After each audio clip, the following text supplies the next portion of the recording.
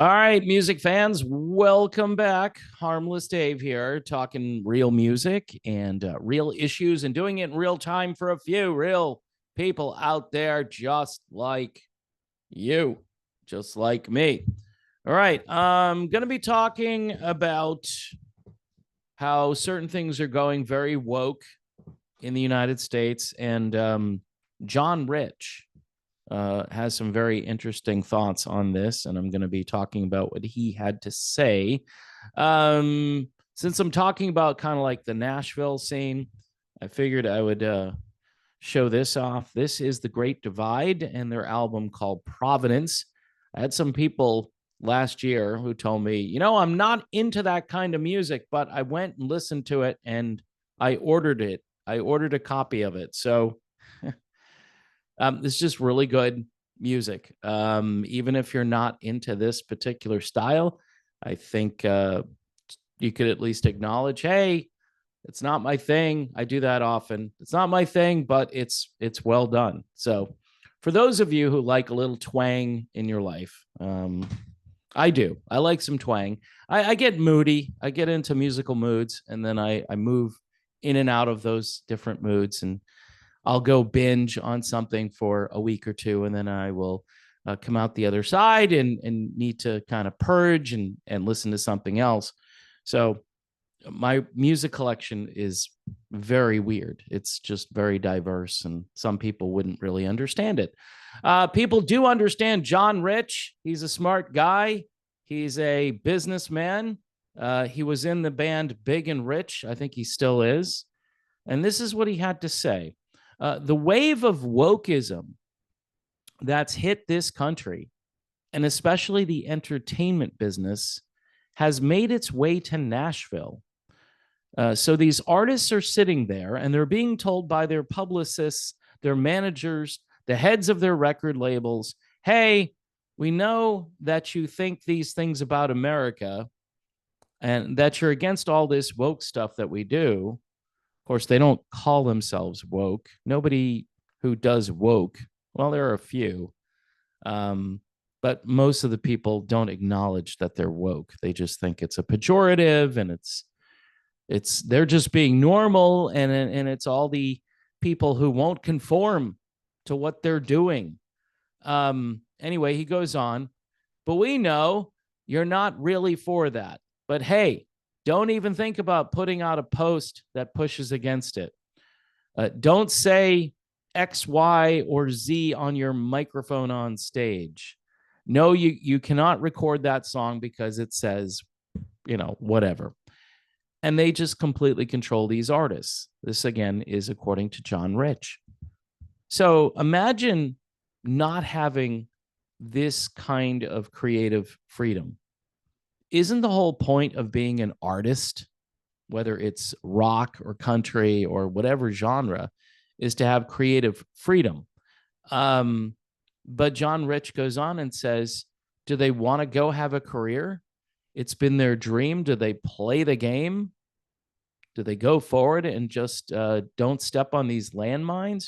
Or do they go out and hit the tripwires and light the place up and lose their record deal and not get invited to the awards show?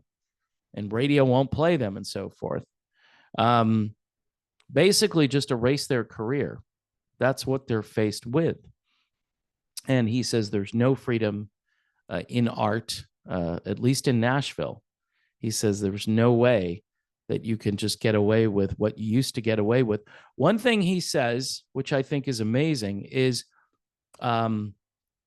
there are no Johnny Cashes, no Waylon Jennings, and no Loretta Lynn's. There's a good reason for that. He says none of these people would have been allowed to exist today. That's an amazing statement. So Johnny Cash, Waylon Jennings, and Loretta Lynn, all right, would not be able to exist because of the political nonsense that we've been confronted with. He says two of the biggest country songs from the past year, Rich Men North of Richmond, by the way, I talked about that for a couple of weeks, by Oliver Anthony, and Jason Aldean's very controversial Try That in a Small Town. both obviously drew criticism from the left side of the political spectrum, even though Anthony told everybody that he wasn't on either team, didn't matter. And people on the right took the song, and people on the left went after the song. The cool thing about Oliver Anthony is he's not signed to anybody, right? He's not a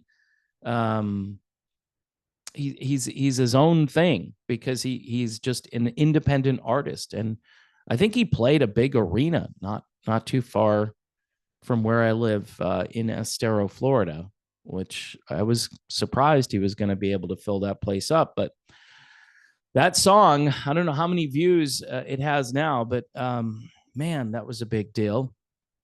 Jason Aldean, he's been around for a while, and I think he can do his own thing a little bit without crossing the wires and causing problems with the record label.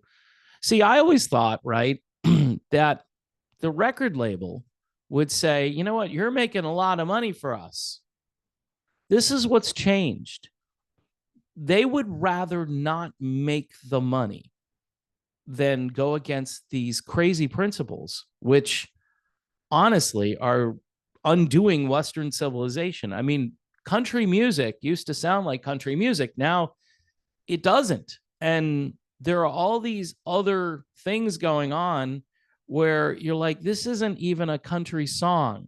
Yeah, they're talking about pickup trucks and girls and, tractors or whatever, but it doesn't even sound like a country song. It sounds like they took some other genre and just inserted some vocals and some phrases that would be okay for people who listen to country music.